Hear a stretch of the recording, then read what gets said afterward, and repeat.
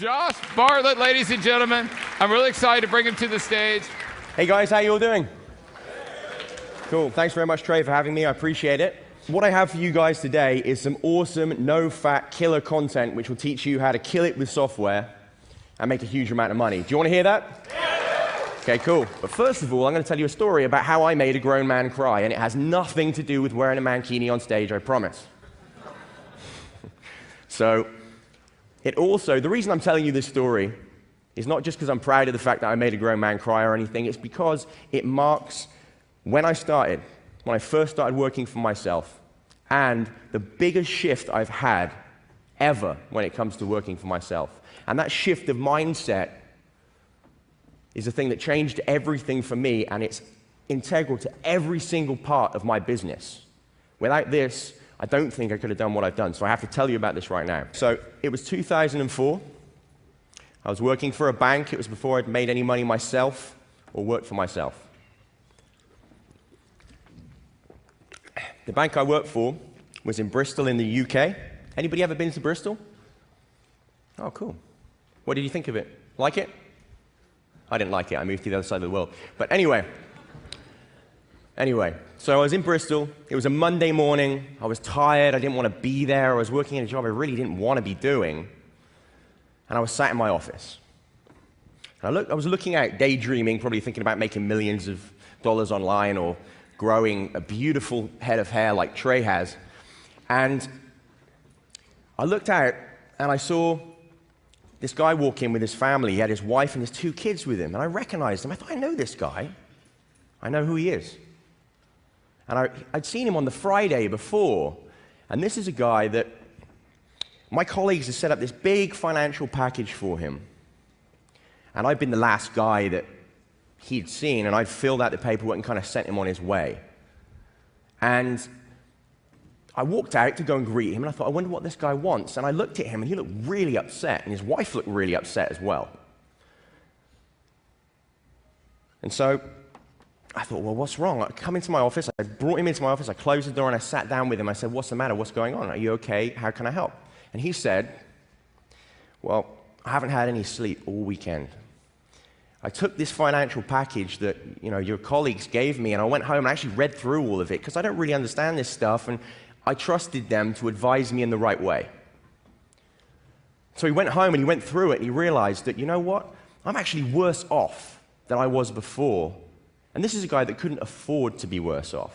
He really needed help, and he trusted us. So he'd gone home and he realized he was worse off than he would have been before that for taking this package with us. And he looked like he'd been crying. So I felt kind of awkward, and I felt sorry for him. And he looked at me in the eye and he said, I feel like I've ruined my family's financial future. And he said that in a way that he kind of looked like he was blaming me for that. And I thought, wow, okay, well, I better have a look at it. So I went through all the paperwork, and I actually realized, you know what, this guy's right. He's not making this up. This is the worst thing we could possibly do for him. And I felt really bad. So I took all the stuff and I told him to stay there, and I went into another office and I closed the door and I phoned up my superiors and I said, we've really done the wrong thing here. We've given him the wrong package, and I explained everything. And I was on the phone for quite a while. And I thought, well, how are we going to do? What do we do? Do we cancel it? Do we send him away? Does he have to send some paperwork in to cancel? Do we revise it? What do we do? And so they said to me, there's a pause, and they said, whatever you do, do not cancel that guy's agreement. Get rid of him. This is a true story. Get rid of him. I was like, what? Get rid of him? But seriously, we can't do this. And he's like, get rid of him. Don't cancel the agreement. So I put the phone down. I realized what I had to do. I didn't want to do it, but I realized what I had to do. So I went back out. I walked past his family and his kids, and I thought, this is, terrible. And I realized, it's the end of the month. They care about the figures. They don't care about the customer. They care about the figures.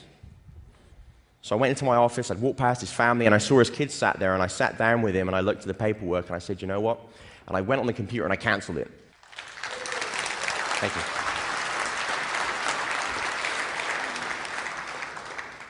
And obviously, I wasn't too popular with my superiors after that. So there was a big target on my back. And it wasn't very long, a couple of days maybe, before they came into my office. And the guy walked right up to me and he said, you know what? You're stupid if you're ever going to think you can ever make any money online. Because they knew that I'd been messing around with eBay.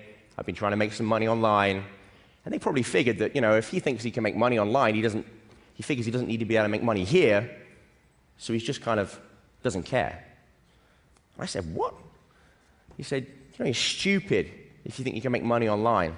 And I thought about quitting after this whole incident for quite a while, and I actually had my resignation letter in the back of my diary, but I wasn't going to quit that day. I didn't know if I was going to quit. I needed to be able to pay the bills. So I had it there, and that was the last straw. So I stood up and I was like, you know what, I quit. And I gave them the letter. And I stood up, I got my stuff together, and they were kind of like, what? And I literally got up and I walked out of the bank there and then and quit my job, which is one of the most scariest things ever for me to do. And so I walked out and I was on the street and I was like, hang on a minute, I've just quit my job. Shit, what am I going to do? So I picked up my phone and I called my wife. I went, hey, how you doing? She was like, what's up? I said, well, it's all right. Just quit my job. I won't repeat what she said, but you can probably guess what she said, right? So I quit my job. And the reason I'm telling you this story is because it's pivotal to everything in my business. It's the last day I realized that day I am never going to sell a product, and we should never sell a product that we don't believe in.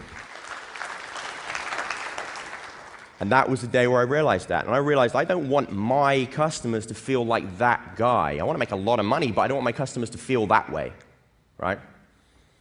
And an interesting point is that bank no longer exists. They closed down. They're in the UK, they're closed down now. So if you want to keep your business, you can't be doing shit like that. And that brings me to my first point, which is keep the customer first.